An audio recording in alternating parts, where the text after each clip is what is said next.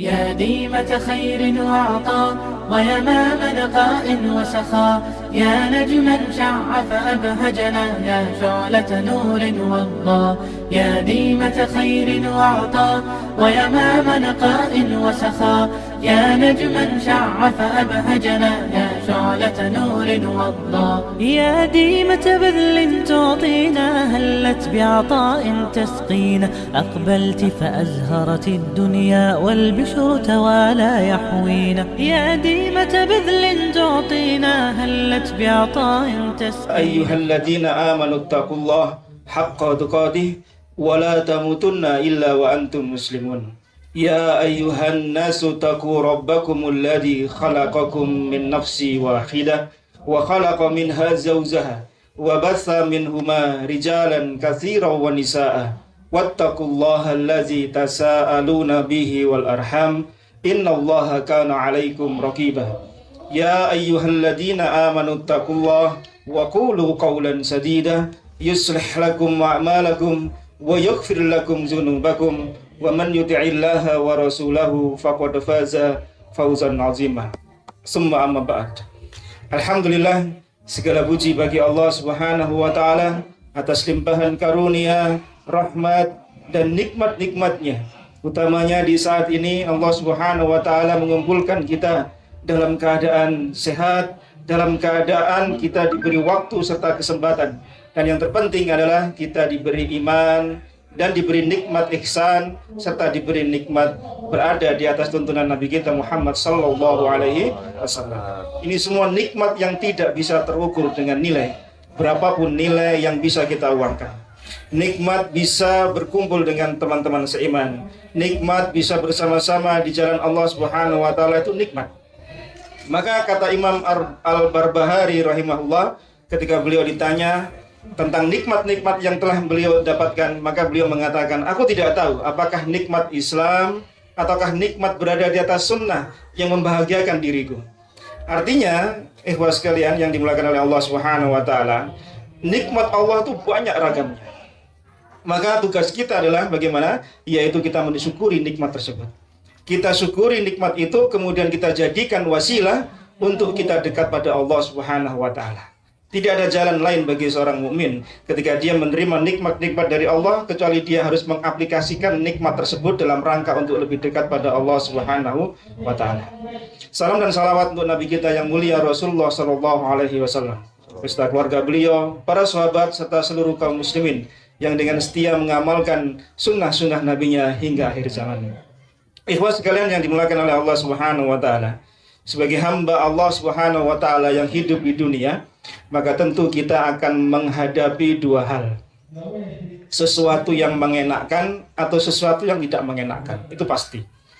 Kalau kita inginnya hidup yang mengenakkan saja, maka jangan tinggal di dunia. Di surgalah tempat untuk sesuatu hal yang mengenakkan. Kalau kita ingin terus merasakan kehidupan dunia, maka bersiap-siaplah untuk menerima apa yang datang dari Allah kepada kita, baik yang enak maupun tidak enak. Karena itu pasti akan kita dapatkan. Tidak bisa kita mengatakan, wah hidup ini susah, hidup ini repot dan seterusnya, tidak bisa. Karena Allah Subhanahu wa taala berfirman dalam surah Al-Anbiya, "Wa nabluukum bisyarri wal khair fitnah." Kami jadikan ujian untuk manusia itu apa? Yaitu keburukan dan kebaikan. Sebagai apa? Fitnah. Fitnah itu banyak ragam para mufassirin menafsirkan, tapi dalam konteks ini adalah cobaan. Allah menguji kita tidak hanya dengan hal-hal yang mengenakkan, teman-teman sekalian. Kita diberi jabatan, kita diberi harta melimpah, diberi keluarga yang sejahtera dan seterusnya, lingkungan yang baik. Iya, itu juga nikmat, tapi itu juga cobaan dari Allah Subhanahu wa taala. Bagaimana kita bisa mensyukurinya? Bagaimana Nabi Daud alaihissalatu wassalam, Nabi Sulaiman alaihissalatu wassalam, yang Allah berikan kerajaan, yang Allah berikan berbagai macam mukjizat yang tidak didapatkan oleh manusia di masa itu. Mereka jadikan nikmat-nikmat Allah itu untuk semakin dekat pada Allah Subhanahu wa taala. Hingga kemudian pada suatu ketika Nabi Sulaiman ditegur oleh Allah Subhanahu wa taala karena beliau mengatakan akan memberi makan seluruh makhluknya Allah Subhanahu wa taala. Ketika sudah disiapkan makanan sekian banyak, hanya untuk memberi makanan yang ada di laut saja ternyata stok makanan dari Nabi Sulaiman habis. Belum yang di darat. Ini menunjukkan apa? Manusia tidak bisa mengukur nikmat Allah Subhanahu wa taala. Tapi ketika dia diberi nikmat dalam hal-hal kebaikan, bersyukurlah pada Allah. Kemudian diberi oleh Allah Subhanahu wa taala apa? Yaitu kesempitan, kesusahan. Ini juga ujian. Nah, seringnya kita menganggap ketika mendapatkan nikmat kebaikan itu bukan ujian. Ketika mendapatkan nikmat kelapangan, kebahagiaan, dianggapnya itu bukan ujian. Padahal itu ujian pula. Ketika masa-masa sulit, masa-masa sempit, ya sesaknya dada kita melihat berbagai macam permasalahan hidup di musim pandemi hampir 2 tahun ini, kita merasa ini ujian. Padahal kemarin-kemarin nikmat itu begitu banyak datang pada kita. Jumlahnya tahunan dengan umur kita. Sementara wabah ini hanya 2 tahun ya Mas. Bayangkan betapa kecilnya kita mensyukuri nikmat dari Allah Subhanahu wa taala. Maka Allah tutup ayat itu dengan apa? Wa ilaina turja'un. Kepadanya kalian dikembalikan. Untuk apa? Untuk mempertanggungjawabkan Allah uji tadi dengan kebaikan dan keburukan. Maka Nabi kita SAW mengatakan ajabali amril mu'min. Perkara orang mukmin itu menakjubkan, sangat luar biasa.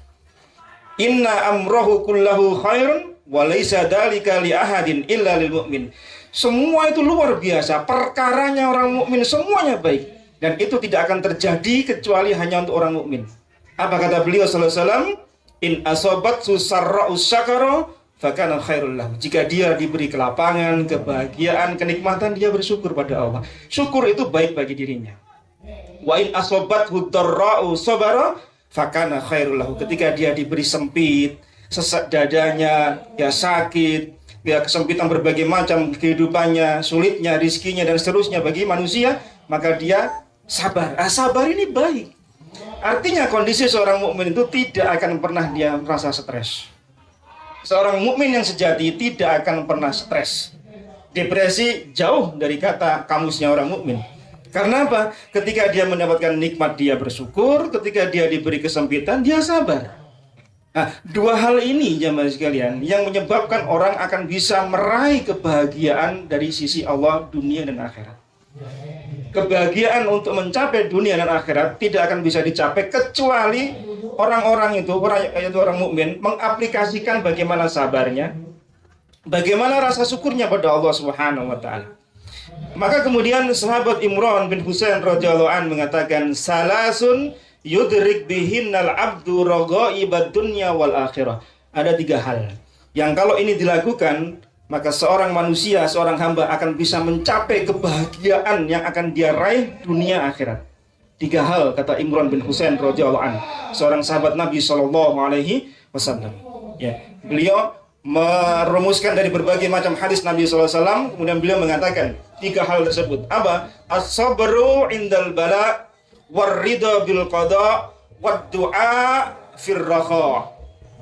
1 kata beliau radhiyallahu anhu, jika ingin bahagia dunia akhirat, maka 1 as-sabru indal bala, sabar terhadap musibah. Sabar ketika kita mendapatkan kesempitan. Sabar ketika kehidupan dunia kita mungkin susah. Mungkin sebagian saudara-saudara kita sendiri mungkin mengalami bagaimana sulitnya ekonomi tidak selancar sebagaimana tahun-tahun yang lalu. Kita lihat bagaimana saudara-saudara kita yang sedang berjualan, yang sedang berusaha ini dan itu, semuanya pada sambat zaman sekarang. Jangankan untuk besok, untuk harian ini saja mereka mengatakan mereka harus survive. Mungkin tidak bisa kita rasakan sebagian dari kita, tapi kita lihat di lapangan seperti itu. Maka kalau dia sabar indal bala, mendapat musibah, kebahagiaan. Yang kedua apa kata beliau? War-ridha bil qada, ridho, menerima atas keputusan takdir Allah Subhanahu wa taala. Tidaklah kita ini ada hadir di tempat ini, bahkan sampai yang mogok bulan, yang mungkin sebagian nyate katanya, itu semua takdir dari Allah. Sudah dicatat 50 tahun sebelum Allah menciptakan langit dan bumi. Si fulan menderep-menderep bensinnya, menderep-menderep kendaraannya, ada yang motong jalan, ada yang sampai duluan, semua takdir dari Allah Subhanahu wa taala. Maka termasuk kehadiran kita di sini, ini pun juga takdir dari Allah Subhanahu wa taala. Maka tadi lupa mengingatkan, sejak dari awal kita berangkat, niatkan kita datang ke sini sebenarnya untuk thalabul ilmi. Karena apa? Akan diberi oleh Allah pahala besar. Man salaka thariqan yaltamisu fihi ilman sahalallahu lahu bihi thariqan ilal jannah. Barang siapa yang menempuh jalan dengan berbagai macam metodenya, dengan berbagai macam kesulitannya untuk cari ilmu, maka apa? Allah mudahkan jalannya menuju surganya Allah Subhanahu. Amin. Semoga kita yang hadir di tempat ini adalah termasuk bagian dari orang yang mencari wasilah dengan menuntut ilmu, baik dengan cara offline maupun dengan yang cara online. Ya. Kemudian yang ketiga apa kata beliau? Wad du'a fir raha, berdoa di saat sempit. Maaf, berdoa di saat lapang. Kita seringnya kalau berdoa itu kan pas susah, kepepet, besok wis kudu bayar sal nyaur utang, minta sama Allah, ya Allah jam 6 ada yang nagih, ya Allah tolong habis subuh saya diberi rezeki ya Allah. Kayak dikte Allah gitu ya. Nggak bisa coba sih. Maka untuk bisa kita dimudahkan Allah saat kita sedang sempit, maka saat lapang banyak berdoa. Nah seringnya fitrahnya manusia kalau pas senang itu lupa sama Allah, lupa berdoa, lupa mengingat kembali ketika masa-masa sulitnya. Pas waktu kepepet, ya sebagaimana diceritakan oleh Allah dalam Al-Quran ketika naik bahtera, ombak tinggi menggulung, kemudian tidak ada lagi mau bersandar kemana, mau minta tolong sama siapa, semua kembali pada Allah. Ketika sudah sampai di daratan, mereka lupa lagi sama Allah. Itu fitrahnya manusia.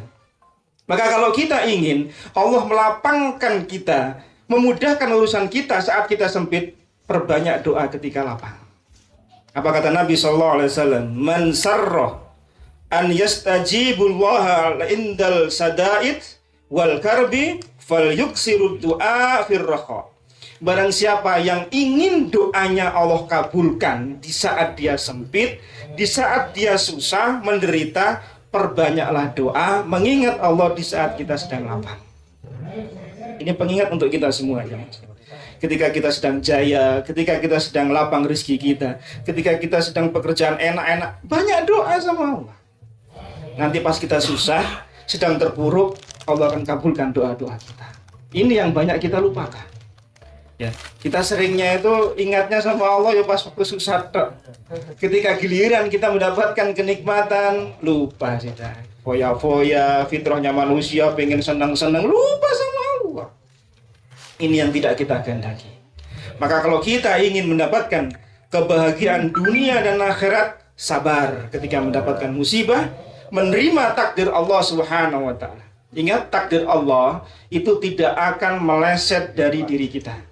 Apa yang menimpa kita tidak akan meleset pindah ke orang lain. Apa yang datang ke orang lain tidak akan pernah datang pada kita. Itu harus diyakini. Karena kalau orang meyakini seperti ini, dia hidupnya akan tenang, hidupnya akan bahagia, hidupnya akan lapang. Kenapa? Dia nggak kemerungsung.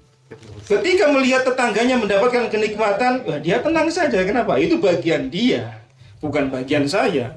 Ketika temannya dapat promosi jabatan misalnya, iya itu jabatan dia, bagian dia yang Allah takdirkan, bukan bagian saya. Maka tenang hidupnya. Bayangkan dengan orang yang senantiasa selalu ngepoin orang lain, tingkat keponya tingkat dewa. Pengen tahu saja kenapa dia, kok dia bisa dekat dengan bos, kok dia bisa dekat dengan pimpinan, wah apa, paling pakai ini ya. Kenapa harus kepo dengan orang lain? Fokus sama diri kita saja. Maka insya Allah kita akan lebih tenang. Tapi kalau kita sering memandang orang lain, sementara kita ini banyak kekurangan, sementara kekurangan kita ini banyak, kan susah. Maka perbaiki diri saja, maka insya Allah kita akan sibuk ngurusi kita sendiri. Termasuk di antara tanda kebaikan seorang mukmin, yaitu dia meninggalkan hal-hal yang tidak bermanfaat bagi dirinya. Pengen tahu, ya ada si fulan begini, gimana itu, mau kemana? Itu namanya kepo. Nggak usah lah. Ya. Nanti apa? Nanti hati kita ini selalu pingin sesuatu hal yang di luar jangkauan kita. Kalau Allah Subhanahu wa taala memberikan pada kita nikmat, sudah terima saja. Jangan kemudian melihat pada orang lain. Kalau itu yang bisa kita terapkan, insya Allah kita akan bahagia, tenang hati kita. Berapapun yang kita dapat. Tapi kalau itu yang tidak kita lakukan, maka kita akan selalu merasa kurang. Kita membandingkannya terus sama orang lain. Tidak salah untuk urusan dunia, kita akan memperoleh hal-hal yang bermanfaat. tetapi jangan sampai kemudian kenikmatan dunia tadi melenakan kita dari Allah Subhanahu wa taala. Maka 3 kunci tadi kata Imran bin Husain, yaitu sabar tatkala mendapatkan musibah, kemudian ridho terhadap takdir Allah, dan yang ketiga adalah senantiasa berdoa di saat kita lapar. Ikhwas sekalian yang dimuliakan oleh Allah Subhanahu wa taala, maka untuk menghadapi musim-musim seperti sekarang ini, kita perlu asupan imun dan iman. Ya, imun kita harus kuat, iman kita harus kuat. Kalau tidak, kenapa? Kita akan sering terperosok, kemudian kita jatuh. Ya. Secara perekonomian kita bisa lihat bagaimana, ya, perekonomian kita masih belum bangkit, baru bangkit sebentar, kena gelombang kedua COVID ini. Ya. Saya beberapa waktu yang lalu, hari raya kalau nggak salah, ya antara puasa kemarin, ngisi di sebuah hotel, mereka mengatakan pihak jasa perhotelan itu baru bangkit sekitar 3-4 bulan. Ya. Setelah mati beberapa bulan sebelumnya, baru bangkit, kemudian datang gelombang kedua Juni-Juli kemarin. Bisa dibayangkan ini. Kalau tidak dirumahkan sudah alhamdulillah ini. Dipangkas sekian persen dari gajinya dan seterusnya. Ini semua ujian dari Allah. Kalau dia tidak kuat imannya, drop langsung. Tidak kuat menghadapi kondisi seperti ini, mentalnya tidak kuat, langsung drop. Maka bagaimana kita bisa mengarungi ya kehidupan seperti ini, yang nanti mungkin beberapa waktu ke depan kita masih mengalami seperti ini? Maka kita perlu yang namanya takwa. Penting jangan sekali. Bekal takwa ini adalah sebaik-baik bekal yang Allah berikan untuk kita, sebaik-baik bekal yang Nabi SAW nasihatkan untuk kita. Yang kata Nabi SAW, Innallaha yuhibbul abdat taqiyya al-ghaniyya al-khafiyya. Sesungguhnya Allah mencintai 3 orang manusia. Nah, di sini diriwayatkan oleh Imam Muslim. Rasul Allah Subhanahu wa taala mencintai 3 orang karakternya manusia. Apa? Yang pertama, seorang hamba yang bertakwa. Yang kedua, seorang hamba yang ghaniyya, merasa cukup dengan dirinya, merasa cukup dengan pemberian dari Allah Subhanahu wa taala. Bukan ghaniyya dalam artian banyak harta secara fisik, tidak. Tapi yang penting adalah apa? Kayanya hati. Karena orang kalau kaya, hatinya sudah kaya, seberapapun yang dia dapatkan, dia akan merasa cukup. Sekurang apapun dari sisi manusia, dia akan merasa cukup. Karena hatinya kaya. Dan yang ketiga, al-khafiyah, yaitu tidak mau tenar. Tidak mau mengumbar berbagai macam apa yang dia punya. Kalau bisa, biar orang lain sajalah yang tampil. Itu Allah cinta. Kenapa? Dari sisi hati akan lebih terjaga. Imam Ahmad bin Hanbal rahimahullah, kata beliau, andai saya itu bisa hidup di tengah-tengah gunung, di lereng-lereng bukit, maka saya akan tinggal di sana. Tapi manusia membutuhkan saya saat itu. Maka beliau pun tampil. Kalau andai pun beliau pilih, maka beliau akan pilih ngungsi sajalah katanya. Karena apa? Hati ini, jangan sekali, subhat itu nyambar-nyambar. Antara kita ingin dakwah, ingin menyampaikan kebaikan, atau ingin populer, ingin riya, itu 11-12. Bedanya tipis. Kita mau nge-share sesuatu, saya ingin dakwah, setan masuk, wah kamu tuh begini, kamu begitu. Berpindah niat itu. Maka hati-hati, betul. Saya pesankan untuk diri saya pribadi dan kalian semua, antum semua, berhati-hatilah, jaga hati. Sufyan bin Uyainah, itu beliau adalah seorang ulama ahli hadis di masanya, di Kufah. Beliau mempelajari tentang bagaimana jernihnya hati, ikhlasnya hati, jauh dari riya 30 tahun. 30 tahun itu coba nata hati, bayangkan ya. 30 tahun itu nata supaya Sufyan bin Uyainah hanya untuk Allah itu 30 tahun. Bayangkan dengan diri kita. Yang kita sedikit-sedikit kadang-kadang ya suka pamer, suka nge-share ini, nge-share itu. Kalau tujuannya baik, insya Allah tidak apa-apa. Tapi hati-hati, hati kita ini lemah. Setan masuk itu sesuai dengan kapasitas manusianya. Kalau orang ini malas beribadah, semakin dijatuhkan oleh setan sehingga dia jauh dari majelis. Kalau dia rajin di majelis, maka dia akan tinggikan hatinya supaya dia riya. Begitu. Setan itu goda manusia sesuai dengan tingkatannya. Maka kita harus hati-hati. Ya, hati-hati, betul. Maka Allah Subhanahu wa taala tadi katakan Nabi sallallahu alaihi wasallam mencintai hamba yang bertakwa, mencintai orang yang merasa cukup dengan pemberian dari Allah, kemudian yang dia tidak ingin tampil atau menjaga supaya nggak riya. Jadi kalau dia dibutuhkan, maka silakan muncul, silakan tampil. Kalau tidak ada yang di sini, ya siapa yang mau tampil? Live-nya kosong itu nanti. Maka saya harus tampil di sini, tapi bukan termasuk orang yang tidak mau menyembunyikan amal. Ya, jadi kita harus bisa mengukur diri kita masing-masing. Nah, kata Ali bin Abi Thalib radhiyallahu anhu ketika beliau memberikan definisi takwa, yang insya Allah ini akan menjadi bekal berharga bagi kita. Banyak para ulama menafsirkan takwa itu dengan berbagai macam ragam. Ya, takwa yaitu menjalankan perintah Allah, meninggalkan larangan Allah, itu yang paling simpel. Tapi kata Ali bin Abi Thalib radhiyallahu an, at-taqwa huwal khaufu minal jalil wal qana'atu bil qalil wal amalu bitanzil wal istidadu li yaumir rahil. Beliau menafsirkan takwa itu dengan 4 hal. Yang pertama apa kata beliau? Takwa itu, orang yang bertakwa adalah al khaufu minal jalil. Orang yang takut sama Rabb-nya. Orang yang takut sama Allah. Orang bermukmin, orang yang beriman, yang dia berilmu, ilmunya ini menyebabkan dirinya takut sama Allah. Kalau orang semakin menimba ilmu, tidak takut sama Allah, berarti ilmunya nggak manfaat. Ilmunya tidak membuat dirinya semakin tunduk sama Allah Subhanahu wa ta'ala. Ilmu itu membimbing orang agar takut sama Allah. Kalau ada orang mukmin mengaku dirinya beriman, kemudian dia menimba ilmu, kok ilmunya justru membuat dirinya banyak maksiat, melanggar perintah Allah, maka ilmunya itu tidak manfaat. Boleh jadi ilmunya nggak manfaat, boleh jadi dia salah ngambil guru, boleh jadi ilmunya manfaat betul, gurunya manfaat betul, tapi niatnya salah. Banyak faktor, banyak indikasi yang menyebabkan seseorang itu bisa melenceng dari kemudian ilmunya ini nggak manfaat. Maka ilmu yang sahih, ilmu yang nafi' fid dunia wal akhirah membuat si pemiliknya ini semakin takut sama Allah. Filosofi padi yang semakin berisi semakin menunduk, itulah orang mukmin. Kalau dia beriman, dia berilmu, harusnya takut sama Allah.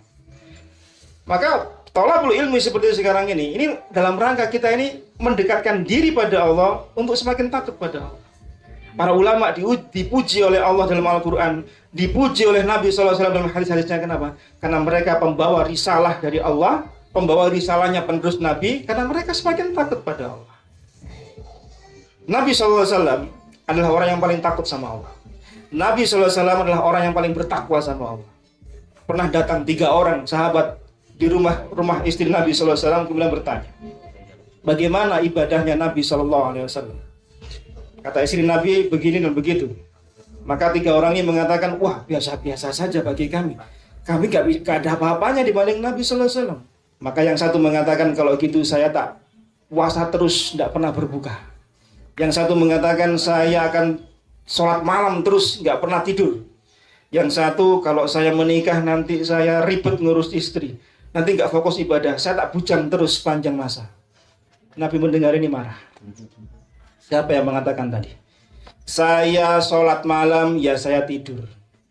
Saya berpuasa, saya pun juga berbuka. Saya pun juga menikahi para wanita. Maka barang siapa yang tidak suka sunnahku, falaisa minni, bukan golongan dariku, kata Nabi SAW. Nah, Nabi itu orang paling bertakwa. Nabi itu orang paling berilmu. Tapi beliau juga beribadah, beliau juga ngurus keluarga, beliau juga ngurus umat, berbagai macam persoalan yang kalau kita aplikasikan ke diri kita mungkin kita nggak sanggup. Nabi tidak punya hanya satu perahu di rumah, tidak hanya punya satu pintu di rumah, beliau punya beberapa pintu. Istri beliau lebih dari satu. Kita yang satu aja kadang-kadang malas ngaji. Ya, alasannya banyak lah.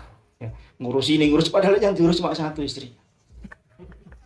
Nabi itu istrinya banyak, tapi bisa ngurus semuanya. Beliau bisa menghandle semuanya, bisa memanage semuanya. Ya, bagaimana ini? Kita yang satu aja, wah, kowar-kowar, mau tambah-tambah, waduh. Sing banyak ngomong biasanya gak wani itu. Cemen. Ya, yang sering ngomong biasanya gak berani. Yang diem-diem tahu-tahu sudah 3-4. Sunnah itu rahasia. Dia pada sanggap lah. Kemudian yang kedua, orang bertakwa itu adalah wal qana'atu bil qalil. merasa cukup dengan yang sedikit pembagian dari Allah Subhanahu wa taala. Orang yang bertakwa itu cirinya dia merasa cukup dengan apa yang dibagi sama Allah. Kamu dapat sekian, ya sudah diterima. Karena sifat qanaah itu akan membesarkan hati kita. Sifat qanaah itu membuat kita menjadi kaya. Bukankah kaya yang sebenarnya kata Nabi adalah ghinan nafs, kaya hati? Kalau orang hatinya tidak kaya, selalu fakir, selalu kurang. Berapapun apartemen yang dia punya, berapapun hektar sawah yang dia punya akan kurang terus. Kenapa? Hatinya masih fakir. Saya kurang. Tapi kalau cukup, walaupun 10 juta halal, lebih baik daripada 5 juta tidak halal. Betul? Betul. Mikir dulu yang lainnya. Salah itu.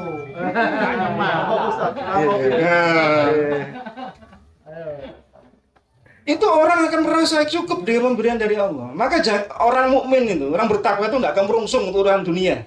Ya, kita ingin mendapatkan ini itu tidak salah. Karena nanti ada hadis Nabi SAW yang lain menyebutkan tidak bolehnya kita menyia-nyiakan harta. Tidak boleh. Tapi kalau ada orang yang sudah cukup, ya, kemudian dengan gaya hidupnya dia dituntut untuk seperti itu, salah apa tidak? Tidak salah. Kenapa? Dia sudah banyak sedekah. Dia sudah banyak membantu ini itu. Hartanya untuk apa? Ya dia gunakan untuk yang lain.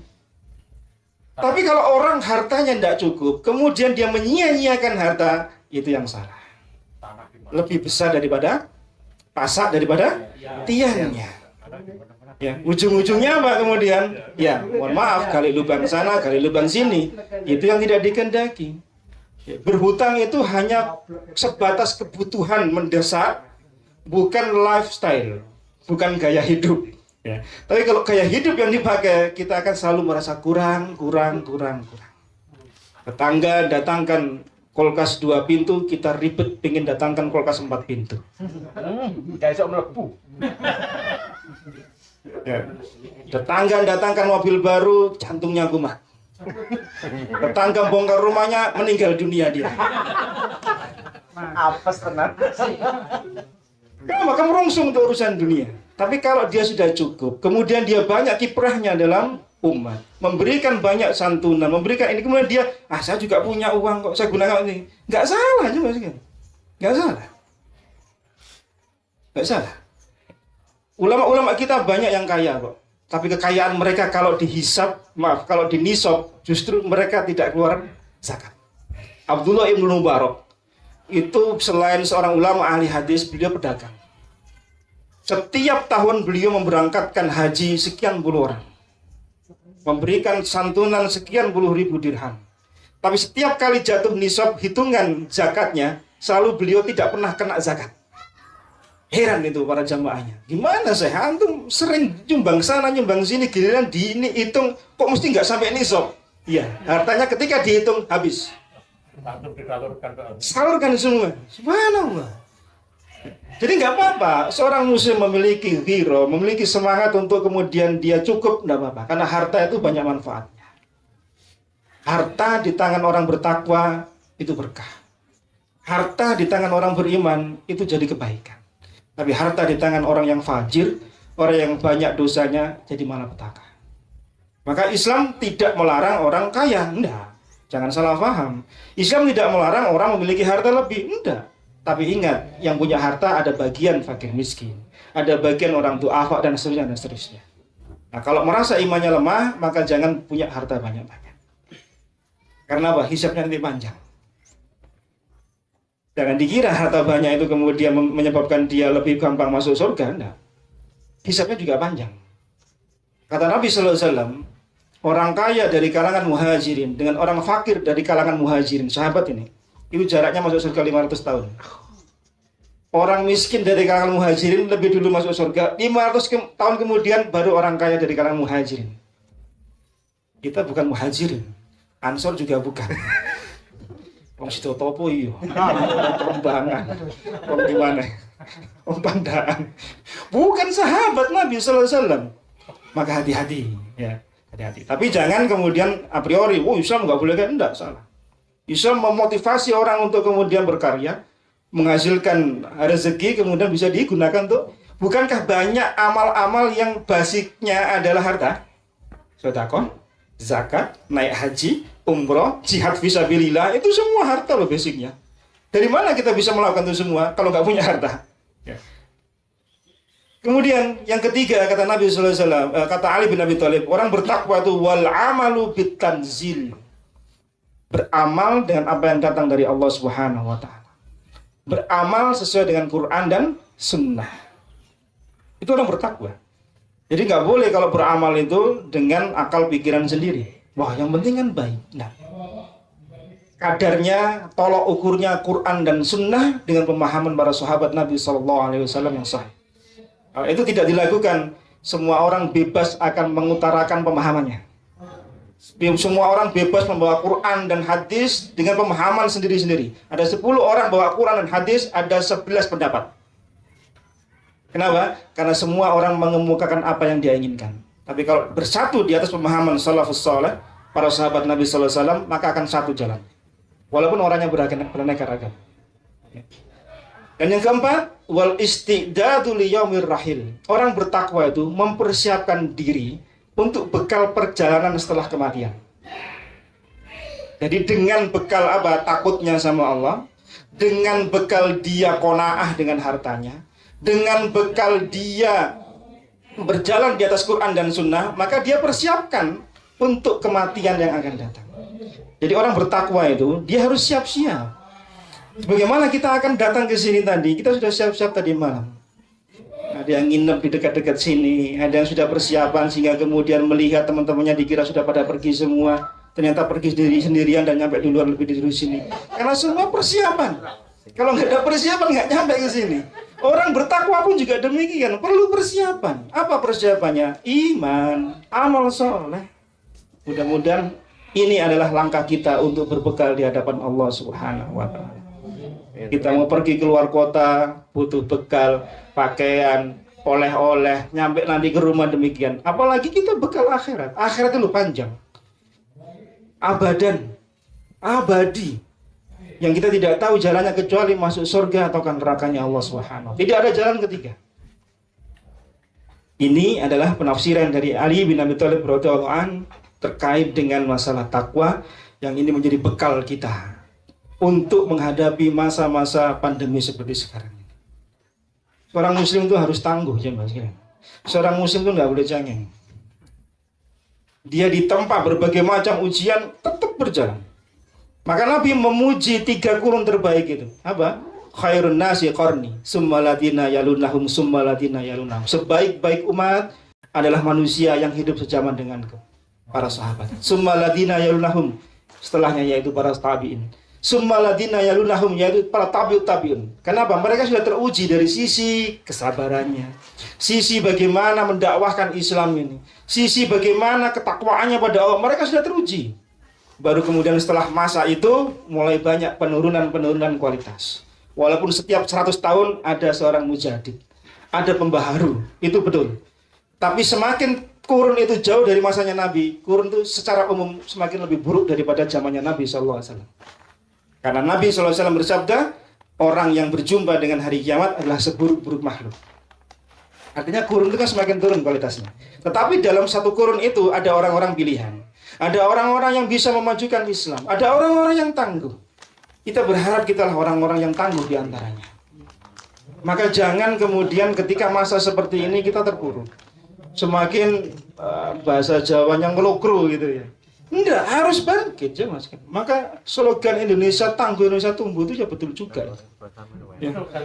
Ya, betul slogannya, tapi prakteknya enggak betul. Ya kenyataannya enggak seperti itu soalnya ya. Baik, kita berharap seperti itu. Mudah-mudahan pemerintah kita memiliki etikat baik kepada rakyatnya ya. Yang terakhir yang ingin saya sampaikan, seorang mukmin tetap dia harus kuat. Dia harus mentalnya mental baja. Karena Nabi SAW bersabda dalam hadis riwayat Muslim, ihris ala ma yanfa'u wasta'in billah wala ta'jis. Ihris ala ma yanfa'u, bersemangatlah. Nabi menyebutnya bersemangat. Ihris, semangat. Tidak boleh lemah, tidak boleh malas. Ala ma yanfa'u, atas apa-apa yang memberi manfaat untuk kalian urusan dunia dan akhirat. Kita disuruh semangat, kita tidak boleh ngeluh, kita tidak boleh terpuruk, terus harus semangat. Apapun keadaannya, dengan berbagai macam tingkat ujian yang berbeda-beda yang kita rasakan. Ada yang sakit, nanti sakit lagi. Ada yang ekonominya turun, naik, turun lagi. Harus bangkit, harus semangat. Karena Nabi perintahkan demikian, kalimatnya perintah. Ihris ala ma yanfa'uk wasta'in billah. Jangan lupa, minta tolong sama Allah. Kita nggak bisa jalan sendiri. Wah, enggak, saya pinter, saya punya network, saya punya jaringan, saya punya skill. Enggak. Wasta'in billah, minta tolong sama Allah. Karena semua ini tidaklah terjadi kecuali atas izin Allah Subhanahu wa taala. Yang terakhir apa? Kata Nabi sallallahu alaihi wasallam, wala ta'jiz, jangan lemah. Enggak boleh lemah kita. Seorang mukmin enggak boleh lemah, harus tangguh dia. Bersemangatlah kalian untuk mencari hal-hal yang bermanfaat, minta tolong sama Allah. Yang ketiga apa? Jangan lemah. Maka di antara doa Nabi sallallahu alaihi wasallam apa? Allahumma inni a'udzubika minal. Wah, kayaknya nggak pernah baca doa ini ya. Iya. Allahumma inni a'udzubika minal khubuthi wal khaba'ith. Jangan keliru itu doa makan ya. Apa? Doa Nabi untuk minta kuat. Allahumma inni a'udzubika minal ajzi wal kasali wal jubni wal harami wal bukhli. Ya Allah, aku berlindung kepadamu dari lemah, malas, pikun. Itu Nabi berdoa. Artinya apa? Kita diajarkan oleh Nabi SAW itu tidak boleh lemah, harus kuat. Wah, ketok aneh wong gede tapi nggak sama. Jiwa seseorang dengan fisiknya seorang itu tidak sama loh ya. Abdullah bin Mas'ud itu badannya kecil. Sampai-sampai kalau beliau itu naik ke atas pohon kurma itu sering diolok-olok sama orang-orang. Karena kakinya itu, ya mohon maaf, agak polio gitu ya. Sehingga diolok, wah kecil tuh kakinya, lemah. Kata Nabi, itu kalau ditimbang dengan amal-amal manusia, timbangannya lebih banyak daripada orang-orang yang lain. Kakinya Ibnu Mas'ud yang kecil itu kalau ditimbang di mizannya Allah, katanya Nabi SAW itu lebih banyak daripada manusia yang lain. Artinya fisik nggak jamin. Tapi jiwa yang besar, jiwa yang kuat, itulah yang kemudian menjamin diri kita untuk bisa kuat survive. Ya.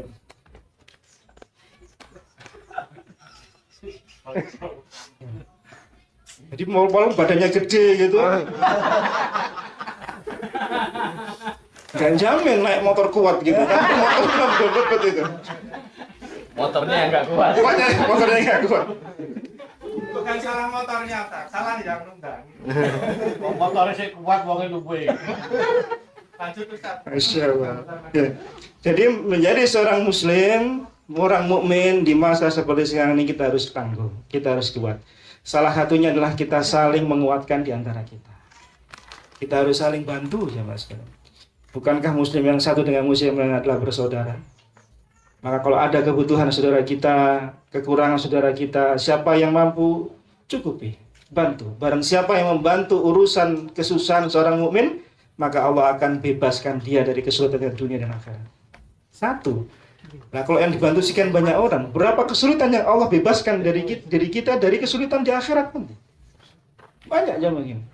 Ya, jadi Nabi SAW memotivasi kita ini untuk saling ta'awun, untuk saling membantu. Tidak boleh hidup sendiri-sendiri, tidak boleh. Ya, dalam Islam tidak boleh isinya hidup sendiri-sendiri, tidak boleh. Disuruh bersatu, disuruh berukuwah, disuruh saling melengkapi kekurangan satu yang lain. Maka fungsinya kita bermuamalah dengan teman-teman kita, dengan saudara-saudara kita apa? Ya saling ta'awun tadi. Yang satu kuat dari sisi ini, yang sini lemah, membantu. Para sahabat Nabi SAW, coba kalau kita lihat, kita hitung-hitung dengan jari kita. Yang kaya berapa orang? Yang kaya hanya bisa dihitung dengan jari. Gimana? Kita lihat hanya Abdurrahman bin Auf, Utsman bin Affan, Abu Bakar As-Siddiq radhiyallahu anhu, dan beberapa sahabat yang lain nggak sampai mungkin hitungan jari kaki sama tangan kita. Selebihnya orang biasa-biasa saja. Tapi mereka bisa berta'awun menegakkan agamanya Allah di atas bumi Mekah dan Madinah saat itu. Subhanallah. Ini semua nikmat dari Allah. Maka jangan pernah kita kemudian hidup sendiri-sendiri. Fungsi kita bermuamalah, bertemu dengan teman-teman seperti ini, saling menguatkan. Nabi SAW kalau ada jamaah nggak datang itu dilihat. Beliau hafal dengan jamaah yang nggak hadir sama hadir itu beliau hafal. Si Fulan nggak hadir, kemana si Fulan? Sakit ya Rasulullah, beliau tahu. Beliau nggak hadir, oh meninggal Rasulullah, didatangi sama Nabi SAW. Itu yang mungkin bisa kita lakukan dalam era seperti sekarang ini. Kita nggak bisa lagi mengatakan, wah saya sendiri juga repot kok. Enggak. Sama repotnya semua. Tapi yang penting bagaimana kita bisa meluangkan waktu kita untuk saudara-saudara kita, untuk teman-teman kita. Ya. Ini mungkin yang bisa saya sampaikan sebagai materi agar kita bisa melalui masa-masa sulit seperti ini dengan tetap berbekal iman, takwa, ya, dan tawakal pada Allah Subhanahu wa taala. Jangan lupa juga imunnya ya juga ditambah. Makanannya jangan yang tidak bergizi. Makanan jangan asal-asalan. Ya, kalau perlu makanan, minuman dijaga. Yang tahu kadarnya kita sendiri, ya, jangan sampai kemudian memberi mudarat pada kita. Nabi melarang kita memberi mudarat dan memudaratkan orang lain.